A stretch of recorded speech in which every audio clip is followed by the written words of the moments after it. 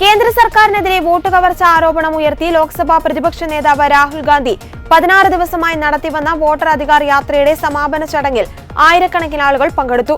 Vote ചോരി എന്നാൽ നമ്മുടെ അവകാശങ്ങൾ, സംവരണം, തൊഴിൽ, വിദ്യാഭ്യാസം, ജനാധിപത്യം എന്നിവയുടെ മോഷണമാണെന്ന് രാഹുൽ ഗാന്ധി പറഞ്ഞു. ബിജെപി ജനങ്ങളുടെ റേഷൻ കാർഡും ഭൂമിയും തട്ടിയെടുത്ത് അദാനിക്കും അംബാനിക്കും നൽകുമെന്നും അദ്ദേഹം വിമർശിച്ചു.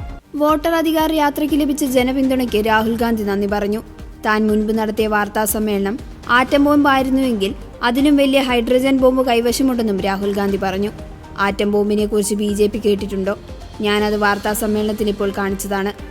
ഇപ്പോൾ അതിലും വലുതായ ഒന്നുണ്ട്, ഹൈഡ്രജൻ ബോംബ്. നിങ്ങളെല്ലാവരും അതിനായി തയ്യാറായിരിക്കണം. വോട്ട് മോഷണത്തെക്കുറിച്ചുള്ള സത്യം രാജ്യത്തെ ജനങ്ങൾക്ക് മുന്നിൽ വെളിപ്പെടും. ആ ഹൈഡ്രജൻ ബോംബിന് ശേഷം പ്രധാനമന്ത്രി മോദിക്ക് രാജ്യത്തിന് മുന്നിൽ മുഖം കാണിക്കാൻ കഴിയില്ലെന്നും അദ്ദേഹം പറഞ്ഞു.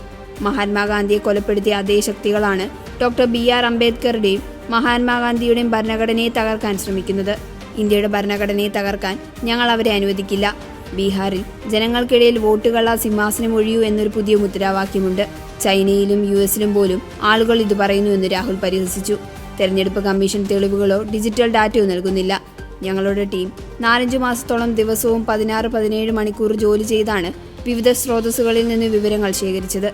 വോട്ട് മോഷണം എന്നത് കേവലം വോട്ടുകളുടെ മോഷണമല്ല, അത് അവകാശങ്ങളുടെയും ഭരണഘടനയുടെയും യുവതയുടെയും ഭാവിയുടെയും മോഷണമാണ്. അവരെല്ലാം അദാനി അംബാനിക്ക് നൽകും.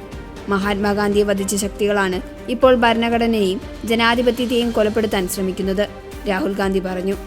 ബീഹാറിലെ ഇരട്ട എഞ്ചിൻ സർക്കാരിന്റെ ഒരു എഞ്ചിൻ കുറ്റകൃത്യത്തിലും മറ്റേത് അഴിമതിയിലുമാണെന്ന് RJD നേതാവ് തേജസ്വി യാദവ് പറഞ്ഞു. നിരവധി പേരുടെ പേരുകൾ വോട്ടർ പട്ടികയിൽ നിന്ന് വെട്ടിമാറ്റുന്നുണ്ട്. വളരെ തന്ത്രപരമായ നിരവധി കള്ളവോട്ടുകളും ചേർക്കുന്നുണ്ട്.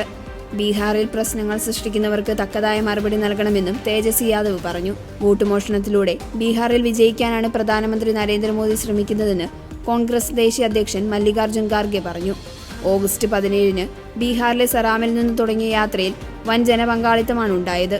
ബീഹാറിലെ 20 ജില്ലകളിലൂടെ 1300-ലധികം കിലോമീറ്റർ സഞ്ചരിച്ചാണ് യാത്ര പട്നയിലെത്തിയത്. പട്നയിലെ ഗാന്ധി മൈതാനത്തിൽ നിന്ന് ആരംഭിച്ച സമാപന പദയാത്രയിൽ ആയിരക്കണക്കിന് പേരാണ് എത്തിയത്.